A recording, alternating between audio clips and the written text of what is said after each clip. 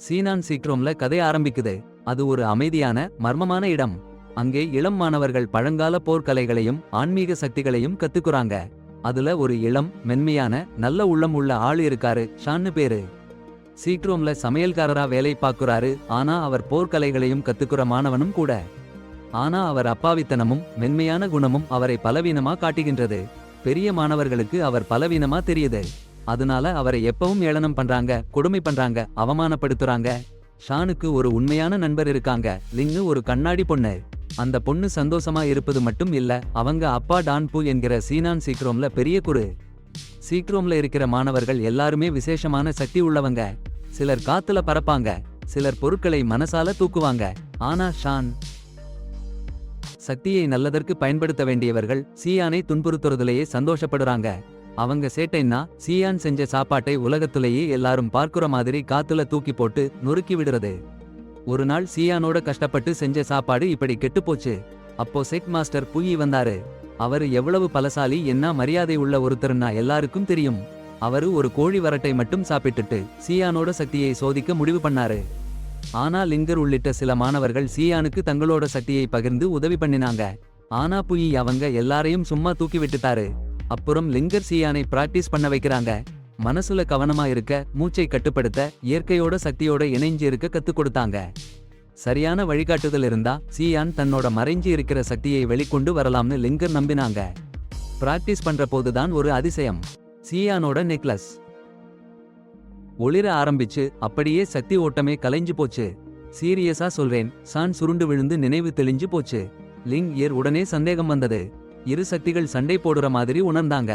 San உடம்புல இரு சக்திகள் போராடுறத பார்த்தா லிங் ஏர் புரிஞ்சுக்கிட்டாங்க, இது ஷியாஃபான் கடந்த கால கஷ்டங்களோட சம்பந்தம்னு. அப்புறம் லிங் ஏர் சாந்தமா சொன்னாங்க, ஷியாஃபான், நீ சீனியுன் குழுவுல 10 வருஷமா இருந்தாலும் அடிப்படை போர் பயிற்சி தான் கத்துக்கிட்டு இருக்கே. அந்த வார்த்தைகள் கேட்டதும் ஷியாஃபான் கண் முன்னாடி 10 வருஷம் முந்தைய கொடுமையான நாள் வந்துச்சு. அவன் கிராமம் அழிஞ்சது, குடும்பம் அழிஞ்சது, யாருன்னே தெரியாம ஒரு சக்தி அழிச்சிடுச்சு. ஷியாஃபான் வலிய உணர்ந்து கிடக்க லிங் ஏர் உண்மையை கண்டுபிடிக்க உதவ முடிவு பண்ணாங்க. குரு சம்மதிக்காம யாரும் வெளியே போக கூடாதுன்னு கடுமையான விதி இருந்தாலும் லிங் ஏர் ஷியாஃபானை அவன் கிராமத்துக்கு கொண்டு போனாங்க. பழைய ஊர். யோ, கண்ணுல படும் காட்சி உள்ளுக்குள்ளே நொறுக்குது. முன்பு களை கலகல்னு இருந்த ஊர் இப்போ கிடக்குது சாம்பலா, வெறிச்சோடி கிடக்கு. சான் அவன் வீட்டு உடைஞ்சு போன கட்டடங்கள் மத்தியில நடந்து போறப்போ ஞாபகங்கள் வெள்ளம் போல வந்து அடிச்சுது. அண்ணன் ஜிங் யுவுடன் காட்டுல நெருப்பு மரம் வெட்ட போன நாள் ஞாபகம் வந்தது. ஊருக்கு அருக போறப்போ அட டேய், பார்த்த காட்சி பயங்கரமா இருந்துச்சு. வானம் ஒளி வரிசைகளால நிறைஞ்சிருந்துச்சு. மின்னல் வெட்ட வெட்ட அந்த ஒளி வெள்ளத்துல நம்ம ஊர் எரிஞ்சு போச்சு. அதே சமயம் 2 அசுர வலிமை உள்ள யோதாக்கள் ஒருத்தரை ஒருத்தர் கொல்ல போராடிட்டு இருந்தாங்க. அவங்க அசைவுகள் நிலத்தை நடுங்க வைச்சு, எங்களை தூக்கி வீசிச்சுது. ஒரு கணம் அவங்க மோதிக்கிட்ட அதிர்ச்சியில நாங்க மயங்கி விழுந்தோம். சான் ராத்திரி எழுந்தப்போ போர் இன்னும் சீறிக்கொண்டிருந்தது. அந்த 2 வீரர்களும் நம்ப முடியாத வலிமையோட போராடிட்டு இருந்தாங்க. அவங்க அசைவுகளை பார்க்கவே முடியல. சட்டென்ன சான் ஒருத்தரை, அட போங்கடா புயி, கதையிலேயே சொல்லுவாங்க, ஒப்பற்ற போர் வீரர். அவருக்கு எதிரா முகமூடி போட்டு ஒருத்தர். ரகசியமா சீரோம்னு நினைச்சாங்க. சான் பார்த்தான், அடேங்கப்பா, அவனை பிடிச்சு ஒரு பயங்கர நல்லா நீளமான 100 காலிப்பாம்பு அவன் உடம்புல வைச்சுட்டாங்க. சான் முழுசா கலங்கி போயிட்டான். அப்புறம் என்ன நடந்ததுன்னா, அட சும்மா சொல்லாதீங்க, முகமூடி வீரன் சியோஃபானை உயரமா எரிஞ்சிட்டான். அடேங்கப்பா, என்ன கொடுமை. புயி சீக்கிரமா சான பிடிச்சான், காப்பாத்த பார்த்தான். ஆனா முகமூடி வீரன் பண்ணின திட்டம் மொத்தமா பயங்கரமா இருந்தது. சியோஃபான் உடம்புல ஒரு விஷப்பாம்பு மறைஞ்சு இருந்துச்சு. அது புயி கையில கடிச்சிடுச்சு. காப்பாத்த போனது உயிருக்கு ஆபத்து ஆயிடுச்சு. புயி வேகமா காயத்தை சிகிச்சை பண்ணான், விஷம் பரவாம நிறுத்தினான். ஆனா அந்த முகமூடி வீரன் நின்னு பார்க்கல. ஒரு உருண்டை வாள் எடுத்தான், அதில பயங்கர சக்தி இருக்கு. இடி மின்னலோடு ஆபத்து தெரிஞ்சும் புஜி தன்னோட எல்லா பலத்தையும் கூட்டி காட்டு மிருகம் மாதிரி சண்டைக்கு தயாராயிட்டான். அப்புறம் என்ன, 2 வீரர்களும் அசாத்திய பலத்தோட மோதினாங்க. ஒரு பெரிய வெடிப்பு. அந்த சக்தி இரவை ஒளிச்சிட்டச்சு. மறுநாள் காலையில சியான் அவன் அண்ணன் ஜினு கண்ணீர் வரச்சிட்ட காட்சிய பார்த்தாங்க. அவங்க ஊர் சின்னாபின்னமாச்சு, யாருமே இல்ல. அவங்களை அந்த துயரம் நசுக்கிடுச்சு. சரியா, அவங்க அப்பா அம்மாவையும் கண்டுபிடிச்சாங்க, சாக்கடிச்சுட்டாங்க. அவங்க கஷ்டத்துல மூழ்கிட்டாங்க. சரியா, அப்போ செனான் குருவான டான் பூய் அவன் சீடங்களோட வந்தாரு. அந்த அழிவை பார்க்க ஜினு பூய் எவ்வளவு பலசாலி, புத்திசாலின்னு தெரிஞ்சு சீடரா எடுத்து கூடவே வைக்க கெஞ்சினான். பிறர் காப்பாத்த ஒரு நாள் அவன் குடும்பத்துக்கு பழிவாங்கணும்னு ஆசைப்பட்டான். ஆனா ஜினுவோட கஷ்டத்தை பார்த்து பூய் கலங்கி போயிட்டாரு. அடடா, ஒரு திடமான முடிவு. ஆனா அங்கேயே நிக்கல. சான்ல ஒரு சிறப்பு இருக்குன்னு பார்த்துட்டாரு. சான் அமைதியா மென்மையா இருந்தாலும் அவன்ல ஒரு அபரிமிதமான சக்தி இருக்குன்னு புய் நம்பினாரு. அதனால சானையும் சினியான் சக்திக்கு அழைச்சிட்டு போனாரு. அப்படி புய் ஏற்பாடு பண்ணும்போது பாருங்க, ஒரு அருமையான கருணையான பொண்ணு சான் கிட்ட வந்து சேர்ந்தா. சான் சோர்ந்து போயிருக்கிறத பார்த்து அவனை ஆசுவாசப்படுத்தி எப்பவும் பக்கத்துல இருப்பேன்னு வாக்களிச்சா. அவள் அவனுக்கு ஒரு அக்கா மாதிரி பாதுகாப்பா இருப்பா. பிறகு புய் ஜிங்குவை டிராகன் ஹெட் சம்மிட்ல பயிற்சி அனுப்பிட்டாரு. அது சினியான் சக்தியோட ஒரு கிளை. ஆனா சான் புய் நேரடியா பயிற்சி கொடுத்த பிளாக்வுட் சம்மிட்ல தங்கினாரு. பல வருஷங்கள் கழிஞ்சிச்சு. ஜிங்கு பயிற்சியில சிறந்து விளங்கி ஒரு வல்லமையான வீரனா மாறிட்டாரு. ஆனா சான் அடிப்படை போராட்ட கலையிலேயே சிக்கி தவிச்சாரு. கடைசில சக்திக்கு சமையல் செய்து அவருக்கு சந்தோஷமா இருந்தாரு. அப்புறம் சினியூன் சக்தி ஒரு பெரிய நிகழ்வுக்கு தயாராச்சு. அற்புதமான விழா. 60 வருஷத்துக்கு ஒரு முறை நடக்கிற போர் கலை போட்டி. சாயங்காலம் நெருங்கிட்ட போது சான் ஒரு புல்வெளியில இருந்தான்.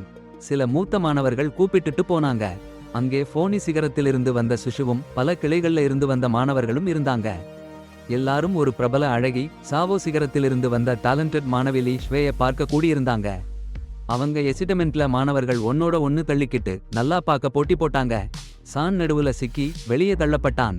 ஷ்வேயும் அவங்க நண்பர்களும் அங்கே சண்டை பயிற்சி செஞ்சுட்டு இருந்தாங்க. அவங்க கவனம் சானுக்கு வந்தது. வேற மாணவர்கள் எல்லாரும் பயந்து ஓடி போயிட்டாங்க. சான் சொந்தமா அந்த கும்பலை எதிர்கொண்டான். அவங்க அவனை கட்டி கட்டி அருகிலிருந்த கூழாங்கல் குழியில தூக்கி போட்டு விளையாடினாங்க. சான் கஷ்டப்பட்டு எஸ்கேப் பண்ண சாப்பாடு வேணும்னு சொன்னான். ஆனா ஷ்வேக்கு வேற சண்டை இருந்தது. சானோட உடம்புல எறும்புகளை விட்டாங்க. சின்ன சின்ன பூச்சிகள் அவனை கடிக்க ஆரம்பிச்சது. அவனுக்கு பயங்கர வலி. அவன் அலறி அடிச்சான். அடடா, என்ன அவமானம். அப்புறம்தான் அவன் நண்பர்கள் ஓடி வந்தாங்க. அவனை அந்த ஆழமான பள்ளத்தாற்றிலிருந்து இழுத்து வெளியே எடுத்தாங்க. அவனுக்கு ஆறுதல் சொன்னாங்க.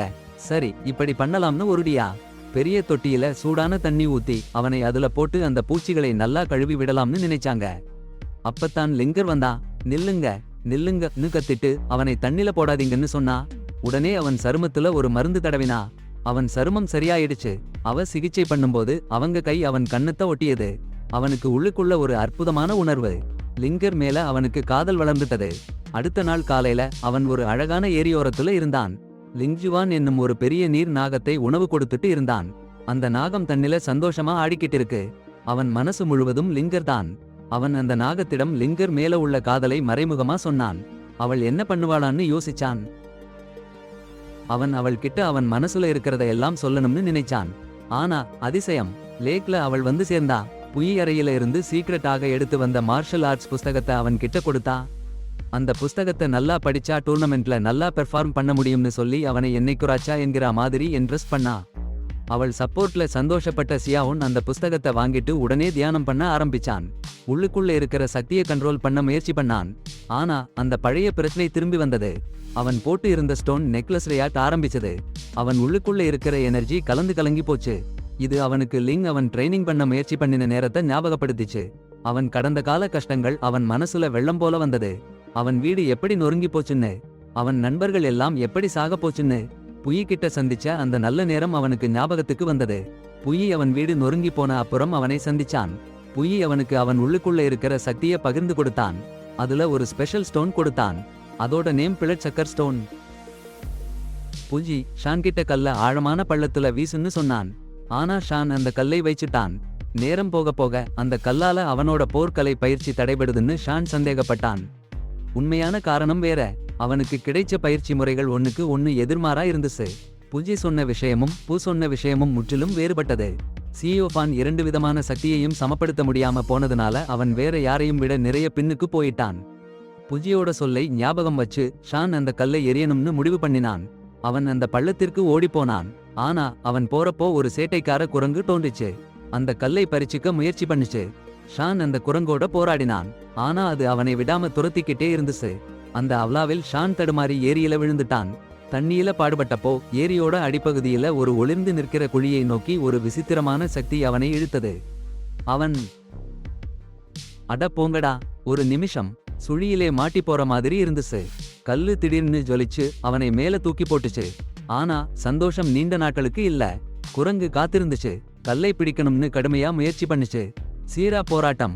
சியாஃபானும் குரங்கும் அந்த கும்மாளத்துல குரங்கு சியாஃபான் கையை கடிச்சுது. உடனே சியாஃபான் குரங்கை தள்ளி போட்டுச்சு. சகதியில மாட்டி போச்சு குரங்கு. சியாஃபான் மூச்சு வாங்கினப்போ கை ரத்தம் ஒழிஞ்சுச்சுன்னு பார்த்தான். அதிர்ச்சி. கல் ரத்தத்தை உறிஞ்சிக்கிட்டு இருந்துச்சு. அதே நேரம் அற்புதம். ஏரியில இருந்து ஒளி பொருந்திய துளை. ஒரு குச்சி வானத்துல நேரா எழுந்துச்சு. கல் ஜொலிச்சு மின்னல் மாதிரி மேல பறந்து குச்சியோட சேர்ந்துச்சு. சிறிது நேரத்துல வானம் ஒளி பொழிஞ்சு ஜொலிச்சுச்சு. சான்சாரிடத்தோட வலிமையான ஆசிரியர்களுக்கு தெரிஞ்சுச்சு. கிணறு ஆபீஸ்ல இருந்து வந்த பயங்கரமான பேய் ராஜாவுக்கும் தெரிஞ்சுச்சு. அந்த குச்சி விண்ணிலிருந்து ஒளி வீசும் ஆற்றல் பொருள் வானில் மிதந்து ஷானின் முன்னே சட்டென்று இறங்கி நின்றது. அவன் அதை பற்றி பிடித்தான். அந்த மர்ம சக்தியால் நிலத்திலே சிக்கிய குரங்கை காப்பாற்றினான். அடடேய், அந்த கடுமையான குரங்கு சாந்தமாச்சு. அவனை பின்தொடர்றதுக்கு சம்மதிச்சிருச்சு. ஷான் என்ன நடக்குதுன்னே புரியறதுக்குள்ள ஒரு மர்ம பெண் தாக்கினா. ஒளி பொருளை பறிக்க வந்தா. சண்டையில ஷான் அவள் கால பிடிச்சிட்டான். ஆனா சண்டை கடுமையானது. அப்போதுதான் ஷ்வேய் வந்தான். ஷானை காப்பாற்ற சரியான அடிகளால அந்த புகுந்தவளை ஓட்டினான். லிங்கர் சேர்ந்தாச்சு. அந்த மர்மப்பெண் பி.னு பெயர்னு தெரிஞ்சிச்சு. அவங்க எண்ணிக்கையில குறைஞ்சதால ஓடிப்போனா. ஆனா ஷ்வேய் சும்மா விடமாட்டான். பின்னர் ஷான் லிங்கரிடம் குரங்கு கடிச்ச காயத்தை காட்டினான். அட பாவி, ஒரு கரடி. சந்தை காணாம போச்சுன்னா பாருங்க. ராத்திரி முழுக்க சியா தூங்க பாவம் அந்த பொண்ணு பி என்ன பண்றா தெரியுமா? சியா அறைக்குள்ள நுழைஞ்சு கைத்தடியை திருட நினைச்சா. ஆனா எவ்வளவு முயற்சி பண்ணினாலும் அந்த கைத்தடி கிடைக்கல. மாயமா சியா கிட்டே போய் சேர்ந்துருச்சு. ஏண்டா இந்த கஷ்டம்? பீவ் என்ன பண்ணினாள் தெரியுமா? சியாவை அப்புறப்படுத்திட்டாதான் கைத்தடி கிடைக்கும்னு நினைச்சா. ஆனா அவள் சியாவுக்கு தீங்கு பண்ண போன உடனே கைத்தடி உயிர் பெற்று சியாவை காப்பாத்தி பீவை மயக்கி விட்டாச்சு. காலையில சியா எழுந்திருக்க பாருங்க. அந்த பொண்ணு அவன் பக்கத்துல அமைதியா படுத்திருக்கு. பீவ் எழுந்த உடனே அவளுக்கும் சியாவுக்கும் நல்லா புரியுது சூழ்நிலை எப்படி இருக்குன்னு. சியா நல்லவன் அப்பாவின்னு புரிஞ்சிச்சு பீவுக்கு. அப்புறம் என்ன பண்ணாள் தெரியுமா? சியா மேல குற்றம் சாட்டி கைத்தடியை கேட்டாள். சீற்றத்திற்கான பணத்தை ஷியான் குழம்பி என்ன செய்யணும்னு தெரியாம மறுமறுப்பா கொடுத்தான். ஆனா பியோ போன உடனே அந்த கம்பு மாயமா ஷியான் பக்கத்துல வந்துருச்சு. அதை கண்டு பியோ ஷியானை பொத்த கொட்ட அரைஞ்சிட்டு கொதிச்சு போயிட்டான். அதிசயமா அந்த கம்பு ஷியானுடைய மன உளைச்சலை உணர்ந்த மாதிரி சிறிது ஒளி வீசி ஆறுதல் சொன்ன மாதிரி இருந்துச்சு. அடுத்த நாள் ஷியான் வழக்கம் போல வேலையில இருந்தப்போ மத்த சீடங்க வரப்போற கலை அம்ச போட்டிக்கு தயாரா இருந்தாங்க. அப்போதான் புயே திடீர்னு ஷியான் போட்டியில கலந்துக்கணும்னு அறிவிச்சு எல்லாரையும் அதிர்ச்சியில ஆழ்த்திட்டாரு. ஷியானோட கைத்திறமையை பார்க்கணும்னு. அவன் சீனியர்கள் ஷியான் இன்னும் சினை அடக்க முடியலன்னு மறைக்க அவனை எதிர்த்து போராடுற மாதிரி நடிச்சாங்க. ஆனா புயே ஷியானோட திறமையை பார்க்க வந்தப்போ உண்மை வெளியில வந்துருச்சு. ஷியான் அவன் உடம்புல இருக்கிற ஆற்றலை கட்டுப்படுத்த முடியலன்னு தெளிவா தெரிஞ்சிச்சு. புயே சின்ன தள்ளுதல்லேயே ஷியான் பின்னாடி தள்ளாடி கிடந்துட்டான். அந்த நேரத்துல ஷியானோட அண்ணன் ஜிங் யூ வந்தான். நிலத்துல கிடந்த ஷியானை பார்த்து, அட போங்கடா, ஒருத்தன் தம்பி கொடுமைப்படுறான்னு தப்பு நினைச்சிட்டான். அவன் தம்பிக்கு சரியா பாடம் கத்துக் கொடுக்கலன்னு குற்றம் சாட்டினான். அதை கேட்ட லிங்கர் அவள் அப்பாவை பாதுகாக்க வந்தா. ஜிங் யூ கூட கையேந்தி சண்டை போட போச்சு. அப்புறம்தான் சிஹா அந்த பெரிய மாஸ்டர் வந்து சமாளிச்சாரு. ஜிங் யூ சாரி கேட்டான். மார்க்கல் ஆர்ட்ஸ் போட்டி ஒத்தி போடப்பட்டதுன்னு அறிவிச்சாங்க. ஏன் தெரியுமா? 2 பயங்கரமான சாத்தான் ஆயுதங்கள் சேர்ந்துருச்சு. நல்லவங்களுக்கும் கெட்டவங்களுக்கும் போர் வருமோன்னு பயம். இன்னொரு பக்கம் ஷியாவன் கூட பேயா சண்டை போட்டுக்கிட்டு இருந்தாங்க. அந்த பேயா ரொம்ப சீக்ரெட் ஆளு. ஷியாவன் ரொம்ப ஓப்பன் ஆளு. இதனால ஒரு சர்ப்ரைஸ். பேயா ஷியாவனை முத்தமிட்டா. காதல் முத்தம் இல்ல, ஷியாவஃபானை காப்பாத்த அப்படி பண்ணினா. அமைதியா இருந்து வரப்போற சீன பூச்சி படையில இருந்து மறைஞ்சுக்கணும்னு பி சொன்னது முழுக்க உத்தி. ஆனா ஷியாஃபானுக்கு புரியல. கலங்கி போயிட்டான். அவன் இதயம் லிங்கர் மேலே ஏற்கனவே வச்சிருச்சு. அவனை துரத்தியப்போ ஷியாஃபானோட மந்திர கழியை எங்கேயும் தேடினா. கிட்ட போறப்போவே அது மாயமா போச்சு. சீற்றத்தோட ஷியாஃபானை படிச்சுட்டா. பின்னாடி ஷியாஃபான் அவன் அறைக்கு போறப்போ அவன் இதயம் உடைஞ்சு போச்சு. அவன் காதலிச்ச லிங்கர் சியோ கூட நேரம் கழிக்கிறாள். ஒரு பெரிய அடியா அது அவனுக்கு தோணுச்சு. உணர்ச்சி வெள்ளத்துல மூழ்கி ஒரு மலையே ஏறி கொடூரமா கத்தினான். ஆனா அந்த நிம்மதி கெட்டுப்போச்சு. சீனியர் சீடங்க அங்கே தியானம் பண்றாங்க. ஒருத்தர் டெய்னு கத்தினாங்க. ஷியாஃபான் பயந்து ஓடிட்டான். இதயம் அவனுக்கு வேகமா அடிச்சுச்சு. ஓடிட்டே போனான். மலை கீழே இறங்கும்போது அவன் மீண்டும் பியை தட்டி கிட்டத்தட்ட தள்ளிவிட்டான். இந்த முறை அவளை செனன்சாரோட டீமோட துரத்திக்கிட்டு இருந்தாங்க. வீட்டுக்கு போறதுக்கு பதிலா சான் அருகிலிருந்த குகையில பி உடன் மறைஞ்சுக்கிட்டான். அந்த குகையில லிங்கர் மேல சானுக்கு இருந்த காதல் வேற ஒருத்தனோட அவளை பார்த்ததால அவனுக்கு ஏற்பட்ட வலி எல்லாத்தையும் பி கிட்ட சான் சொல்லிட்டான். ஆனா பி அந்த மாயக்கோலையை கண்டுபிடிக்கிறதுல மட்டும் தான் ஃபுல்லா ஃபோக்கஸ் பண்ணிக்கிட்டு இருந்தா. அதை பல முறை பிடிக்க முயற்சி பண்ணா. ஆனா அந்த கோல் அவளுக்கு எதிரா நகர்ந்துகிட்டே இருந்தது. ஒரு கட்டத்துல அவள் பாடுபட்டு கிடந்தப்போ அந்த கோல் அவள் தலையில தட்டு போட்டுட்டு போச்சு. சின்ன நேரம் அவள் நினைவு தப்பி கிடந்தா. பி ஓய்வெடுக்கிறான்னு நினைச்சிட்டு சான் சாப்பாடு தேடி வெளியே போனான். சான் திரும்பி வந்தப்போ பியா கிட்ட தீ போட்டு மாமிசம் வேக வைக்கிறத பார்த்து அதிர்ச்சி ஆயிட்டான். அவன் பாசப்பட்ட நாயை வேக வைச்சிருப்பாளோன்னு முதல்ல நினைச்சான். ஆனா அவள் பிடிச்ச காட்டு பன்றியா இருக்குன்னு சொல்லி சமாதானப்படுத்தினா. சாப்பாடு சாப்பிட சேர்ந்து உட்கார்ந்து இருந்தப்போ பி சானை ஒரு கையில பிடிச்சு அடிக்க வாய்ப்பு தேடிக்கிட்டு இருந்தா. அவள் செய்ய போகும் நேரத்தில் ஷான் அன்பாக சாப்பாடு கொடுத்தான். அந்த சின்ன கருணை அவளை மென்மையா கிடுச்சு. சேர்ந்து சாப்பிட்டாங்க. ஒளிஞ்சி இருந்த நேரம் கூடுதலா ஆனதும் ஷானும் பயாவும் நல்ல நண்பர்களா ஆயிட்டாங்க. பயா ஒரு ரகசியம் சொன்னா. அவள் சாதாரண பொண்ணு இல்ல, சென்யூன் குழுவிலிருந்து ஓடி வந்தவள். அங்க வேலைக்காரியா இருந்தா. ஷான் ரொம்ப பாதுகாப்பா நினைச்சு அவளை துரத்தரவங்க கிட்ட பிடிக்காம பாதுகாக்க சொன்னான். அவங்க நட்பு அங்க ஆரம்பிச்சுச்சு. சிறிது நேரம் கழிச்சு அந்த இடமே கொந்தளிச்சு போச்சு. செனான் குழு நடத்துற பெரிய போர் நாள். அரங்கம் 7 குழுக்களோட மாணவர்களால நிறைஞ்சிருந்துச்சு. ஒவ்வொருத்தருக்கும் ஒவ்வொரு விதமான சக்தி. அந்த ரணாரங்கான கூட்டத்தில ஷான் ஒரு பழைய நண்பனை பார்த்து சந்தோஷப்பட்டான். ஃபான்வே சிகரத்திலிருந்து வந்த ஷூ. போட்டி ஆரம்பிச்ச போது ஷா சிகரத்தோட மாணவர்கள் அற்புதமா உள்ளே வந்தாங்க. அழகான நடிகை நடத்த வழிநடத்தி. அடப்போங்க, சூழ்நிலையே அவளை மையமா வச்சுக்கிட்டு எல்லா சிஷ்யங்களும் அவங்க கவனத்துக்கு ஆசைப்பட்டு ஒரு கலவரமா இருந்துச்சு. அப்போ சான் எதிர்பாராம அவள் கிட்ட போய் ஒரு அசிங்கமான கட்டிப்பிடிப்புல முடிஞ்சு போச்சு. அவள் சீறி கொதிச்சு அவரை தள்ளிவிட்டா. சான் பின்னுக்கு தள்ளாடி கீழே விழுந்தான். அப்புறம் லாட்டரி. போட்டிக்கு யார் யாரை எதிர்கொள்ளணும்னு தீர்மானிக்கிற சிறப்பு முறை. முக்கியமான டிக்கெட் 1. அந்த நம்பர் 1 கிடைச்சா முதல் சுற்று தவிர்த்து நேரடியா அடுத்த சுற்றுக்கு போகலாம். சிஷ்யங்க எல்லாம் திறமைய காமிச்சு வானத்துல இருந்து டிக்கெட் பிடிக்க அலைஞ்சாங்க. சியான் அங்க ஒரு பொருட்டே இல்லாம நின்னான். அவனுக்கு பறக்க வரல. ஆனா அதிர்ஷ்டம் அவன் பக்கம். தரையில ஒரு டிக்கெட் கிடந்துச்சு.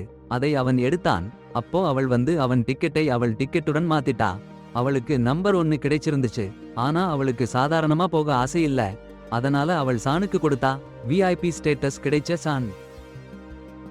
சும்மா இரு, பக்கத்துல இருந்து போட்டி பாருன்னு சிஷு அவன்கிட்ட சொன்னா. அப்புறம் ஸ்வேய் போட்டிய பார்த்தாங்க. 2 பேருக்கும் நம்ப முடியல. அவங்க வேகம் கில்லுன்னா என்னன்னு தெரியுமா? ஒரு நிமிஷத்துல போட்டி முடிஞ்சு போச்சு. எல்லாரும் அதிசயிச்சு போயிட்டாங்க. அதே சமயம் லிங் எரா ஷான் கிட்ட ஸ்வேய் போட்டிய பாருன்னு சொன்னாரு. ஆனா ஷான் அவங்க ஃப்ரெண்டு ஆசிய பார்த்து கூச்சலிட்டுக்கிட்டே இருந்தாரு. ஸ்வேய் ஃபேன்ஸ் எவ்வளவு சப்போர்ட் பண்ணினாங்கன்னா ஆசியோட போட்டி தோத்து போச்சு. ஸ்வேய்க்கு கஷ்டமா இருந்தாலும் அவங்க ஃப்ரெண்டு நல்லா ட்ரை பண்ணினதுக்கு பெருமையா இருந்துச்சு. போட்டி ரொம்ப வேகமா நடந்துச்சு. நிறைய பேர்ல 30 பேர் அடுத்த சுற்றுக்கு போனாங்க. ஷானும் அதுல இருந்தாரு. மாஸ்டர்கள் சொன்னாங்க அடுத்த சுற்றுக்கு சில நாள் பிராக்டிஸ் பண்ணிக்கலாம்னு. ஒரு நாள் ரொம்ப கஷ்டப்பட்டு பிராக்டிஸ் பண்ணிக்கிட்டு இருந்தப்போ ஸ்வேய்க்கு மூக்கு ரத்தம் வந்தது. அவங்க மாஸ்டர் வந்து சிறப்பு மருந்து கொடுத்தாங்க. அது நல்லா ஆக்கி சக்திய கூட்டும்னு சொன்னாங்க. சீக்கிரம் வரப்போற போர்ல சான் அடுத்த போட்டிக்கு ரெடி ஆயிட்டான். அவன் மூத்த மாணவன்க அவன் நண்பன் சிஷு அவனை ஆதரிக்க வந்திருந்தாங்க. போட்டி ஆரம்பிச்சது. சான் எதிராளியை அடிக்க போறான்னு நினைச்ச அடுத்த நொடி எதிர்பாராத ஒரு நிகழ்வு. காற்று அவ்வளோ வேகமா வீசியது. மணல் எல்லா பக்கமும் பறந்து எல்லாரையும் கண்மூடித்தனமா ஆக்கிடுச்சு.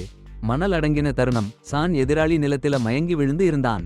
ஒரு அடியும் விடாம சான் ஜெயிச்சுட்டான்.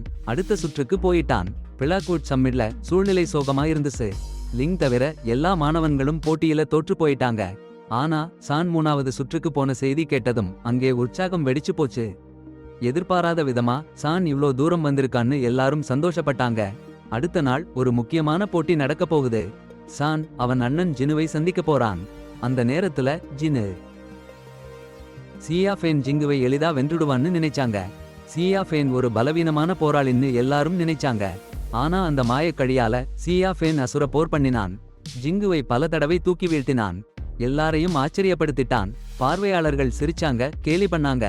கடைசியா சியா ஃபேன் வெற்றி பெற்று அடுத்த சுற்றுக்கு போனான். ஆனா ஜிங்கு ரொம்ப கோபப்பட்டான், அவமானப்பட்டான். சியா ஃபேன் நடிச்சான்னு நினைச்சான். கோபத்தோட ஓடிட்டான். சியா ஃபேன் வெற்றி இனிமையா இல்ல. ஜிங்குவை வருத்திட்டதுக்கு வருத்தப்பட்டான். அந்த மாயக்கழியை போட்டுட்டு போயிட்டான். அதுல நம்பிக்கை வைக்க கூடாதுன்னு முடிவு பண்ணிட்டான்.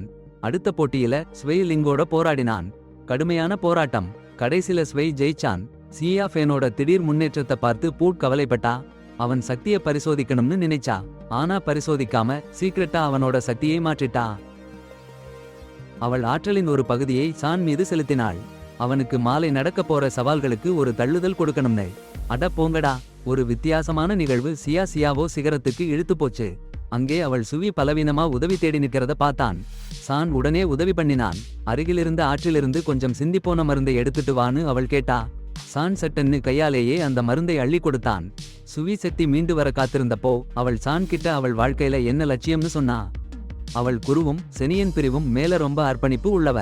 அவள் கடுமையான பயிற்சி தியாகம் எல்லாம் அந்த பிரிவுல முதல் மாணவியா வரணும்னு தான். அந்த நேரத்துல அவள் தீர்மானமும் கவனமும் சானுக்கு ரொம்ப ஆச்சரியமா இருந்துச்சு. இறுதிப் போட்டிக்கு முந்தின நாட்களில் சான் எதிராளியா இருப்பான்னு தெரிஞ்சிச்சு. அவள் அபாரமான திறமை புகழ் எல்லாத்தையும் பார்த்தா எல்லாரும் அவள் சும்மா ஜெயிச்சிடுவாங்கன்னு நினைச்சாங்க.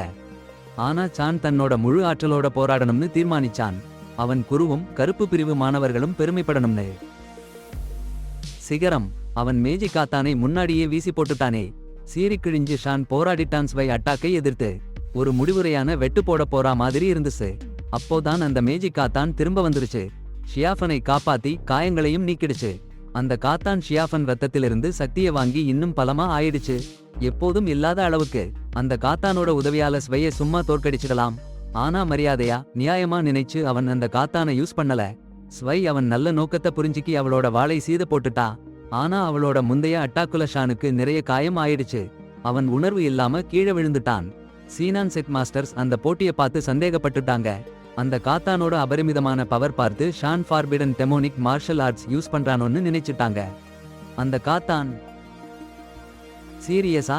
அந்த பேய் ராஜா கதையில சந்தேகம் கொஞ்சம் கொஞ்சமா பெருசா ஆயிடுச்சு. அப்புறம் என்ன நடந்ததுன்னா பேய் ராஜா கொடுமை திட்டம் தொடங்கிடுச்சு. சின்யூன் சாமியார்கள் குழம்பி போயிட்டாங்க. அவரோட பயங்கர யுக்தி என்னன்னா குழந்தை அழுகுற சத்தத்தால சீடங்களை ஒரு கொடிய கூண்டிற்குள் இழுத்து போடுறது. நிறைய பேர் இறந்துட்டாங்க. அந்த கலவரத்துல சான் எல்லாரோட கவனத்தையும் வாங்கிட்டான். அவன்கிட்ட இருந்த அந்த சக்தி வாய்ந்த கம்பு ஒரு பெரிய கேள்விகளை எழுப்பிடுச்சு. சாமியார்கள் சானை நல்லா பார்த்தாங்க. ஆனா பேய் சக்தி எதுவும் இல்ல. ஆனா அந்த கம்புல எதுவும் சேதம் இல்லாம இருந்தது அவங்களை அதிர்ச்சியில ஆழ்த்திடுச்சு. சான் உயிர் அந்த கம்பு சக்தியோட சம்பந்தம் இருக்குன்னு தெரிஞ்சிச்சு. அது ஒரு பெரிய ஆபத்துன்னு நினைச்சு சானை கொன்னு கம்பை நாசமாக்கலாமான்னு சண்டை போட்டாங்க. ஆனா சான் ஃப்ரெண்ட்ஸ் ஸ்டூடெண்ட்ஸ் கெஞ்சி கேட்டதால அவங்க அந்த காரியத்தை பண்ணல. சான் சிறைச்சாலைக்கு அனுப்பி வைக்கப்பட்டாரு. காவல்காரங்க சுத்தி கண்காணிச்சுட்டு இருந்தாங்க. அப்போ பாருங்க யா அந்த பொண்ணு. முன்னாடியே சான் மேல நம்பிக்கை வச்சிருந்தாலே அவள் சின்யூன் பிரிவுக்குள்ள ஒரு கொள்ளையடிச்ச மாதிரி நுழைஞ்சா. காவல்காரங்களை வெட்டி வீழ்த்திட்டு சானை காப்பாத்த போனா. ஆனா சொல்லுங்க என்ன ஷாக் கிடைக்குதுன்னு பாருங்க. அவள் சானை யார்கிட்ட கொண்டு போறா தெரியுமா? பிசாசு ராஜா கிட்ட. அப்போதான் யா தன் உண்மையான அடையாளத்தை வெளிப்படுத்தினா. பிசாசு லோகத்தோட ராணியாம். சான் அவள் மேல வச்சிருந்த நம்பிக்கை சுக்குநூறா போச்சு. அவனுக்கு கொடுமையான துரோகம் பண்ணா மாதிரி இருந்துச்சு. அப்புறம் என்ன நடக்குதுன்னு பாருங்க. பிசாசு ராஜாவுக்கு அந்த கம்புல சானோட சக்தி இணைஞ்சிருக்குன்னு தெரிஞ்சிச்சு. சானை கொல்லணும்னு முடிவு பண்ணிட்டாரு. அந்த கம்பை முழுசா கட்டுப்படுத்தணும்னா. ஆனா யா அவளோட தந்தையையும் மறந்து சானை காப்பாத்த நின்னா. அவளோட தன்னலமில்லாத அன்பை பாருங்க. பிசாசு ராஜா சீறி போய் தன் மகளையே தாக்க ஆரம்பிச்சிட்டாரு. சூழ்நிலை இன்னும் மோசமா போச்சு. சீற்றம் துரோகம் மந்திர கம்பின் ஆற்றல். இதனாலேயே ஆவேசமடைந்த சான் அசுர ராஜாவுடன் மோதினான். ஒரு கணம் கூட நில்லாமல் போர் தொடர்ந்தது. ஒளி நிழல் வெடிப்புகளோடு அவர்களின் ஆற்றல்கள் மோதின. அடடா! சேனன் சாரணியில் எல்லோரும் இந்த போரை பார்த்தார்கள். குருக்கள் சீடர்கள் பார்வையாளர்கள் எல்லாரும். சிறிது நேரத்தில் லிங் ஹெர் ஸ்வை கூட்டணி அமைச்சு யாவோவை தாக்கினார்கள். அவர்கள் முழு ஆற்றலையும் விட்டார்கள். ஆனா அசுர ராஜாவும் அவன் கூட்டாளிகளும் மிகவும் வலிமையானவர்களா இருந்தாங்க. போர் நடந்து கொண்டிருக்கும் போது ஸ்வை யாவோவை தாக்க முயற்சித்தாள். ஆனா சான் சரியான நேரத்தில் போய் அவளை காப்பாற்றினான். அவன் மந்திர கம்பு அவளை பாதுகாத்தது. அதே நேரத்தில் சேனன் சாரணியின் குருக்கள் ஒரு திட்டத்தை செயல்படுத்தினார்கள். அசுர ராஜாவுடன் போராட சக்தி வாய்ந்த மின்னல் தாக்குதலை விடுத்தார்கள். ஆனா சானுக்கு இந்த மின்னல் ஒரு மந்திரம் மட்டும் இல்ல. அது அவனுக்கு வலிமையான நினைவுகளை தூண்டியது. பல வருடங்களுக்கு முன்பு இதே போன்ற மின்னல் அவன் வீட்டை அழிச்சுச்சு. அவன் அன்பு செஞ்ச எல்லாரையும் கொன்னுட்டான். ஒரு பயங்கரமான எண்ணம் அவன் மனசுல ஓடியது. இந்த ஹெட் மாஸ்டர்களில் ஒருத்தன் இந்த பேரிடத்துக்கு காரணமா இருக்கலாமா? சந்தேகம் இருந்தாலும் ஷான் பின்வாங்கல. ஹெட் மாஸ்டர்களோட சேர்ந்து அந்த ராட்சச ராஜாவுக்கு எதிரா போராடினான். போர் பயங்கரமா ஆனப்போ ஹெட் மாஸ்டர்கள் ஷானுக்கு தங்களோட சக்தியை பகிர்ந்து கொடுத்தாங்க. ராட்சச ராஜாவோட கெட்ட சக்தியை எதிர்க்க ஷான் உதவி பண்ண. ஆனா ஷானுக்கு கெடுதல் பண்ணுறதுக்கு பதிலா ராட்சச ராஜாவோட கரு இருள் சக்தி ஷானோட சேர்ந்துருச்சு. அவனுக்கு அபரிமிதமான சக்தி வந்துருச்சு. அந்த புது சக்தியால ஷான் ராட்சச ராஜாவையும் அவன் கூட்டத்தையும் சுலபமா தோற்கடிச்சு ஓட்டினான். ஆனா ஒரு பிரச்சனை இருந்துச்சு. அந்த சக்தி அவனை அள்ளிச் சுழறிடுச்சு. அவன் கட்டுப்பாட்டை இழந்து ராட்சசன் மாதிரி நடந்துக்க ஆரம்பிச்சுட்டான். ஒரு ஹெட் மாஸ்டர் அவன் ஊரை அழிச்சதுல சம்பந்தப்பட்டிருக்கலாம்னு தெரிஞ்சப்போ ஷானுக்கு கொதிப்பு வந்தது. வெறியோட பழிவாங்கணும்னு ஆசைப்பட்டான். புஜன் மற்றும் மற்றவர்கள் ஷானோட மாற்றத்தை கண்டுபிடிச்சாங்க. அவன் ஒரு பெரிய ஆபத்தா மாறிட்டான்னு புரிஞ்சுக்கிட்டாங்க. அவங்க அவனை எதிர்க்க முடிவு பண்ணாங்க. ஆனா ஷியாஃபான் புது பலம் அவங்களை ஒரு அடிச்சு எரியுற அளவுக்கு அதிகமா இருந்துச்சு. அவன் ஈ லிங் ஒரு மிகப்பெரிய அடிய அடிக்க போறான்னு நினைச்ச அதே நேரத்துல ஈ லிங் தைரியமா அவனை காப்பாத்த முன்னாடி வந்தா. அவளுக்கு கடுமையான காயம். கோபத்தால மயங்கி போய் எதுவும் நினைக்காம ஷியாஃபான் லிங் தாக்க போறான். ஆனா அவள் கடைசி நிமிஷத்துல அவங்க சந்தோஷமான நாட்களை நினைவுபடுத்தினா. அவள் வார்த்தைகள் அவன் மனசை உலுக்கின. ஷியாஃபான் அந்த கருமையான நிலையில இருந்து விடுபட்டான். சோகமா இருந்தாலும் லின் காயம் அதிகமா இருந்துச்சு. அவள் போயிட்டா. போர் முடிஞ்ச பிறகு ஸ்வேசியாவோ அவனை எதிர்க்க முடிவு பண்ணா. அவள் வாள் எடுத்தா. ஆனா ஷியாஃபானை அண்ணன் மாதிரி கவனிச்சுக்கிட்டு இருந்த டெய் அவனை காப்பாத்த வந்தான். ஷியாஃபானை காப்பாத்த என்ன வேணும்னாலும் பண்ண டெய் ரெடி இருந்தான். ஸ்வெய் மறுபடியும் தாக்க முயற்சி பண்ணபோது புய் அவள் வாளை தடுத்து நிறுத்தி ஷியாஃபானை ஓடிப்போக சொன்னான். ஆனா அவன்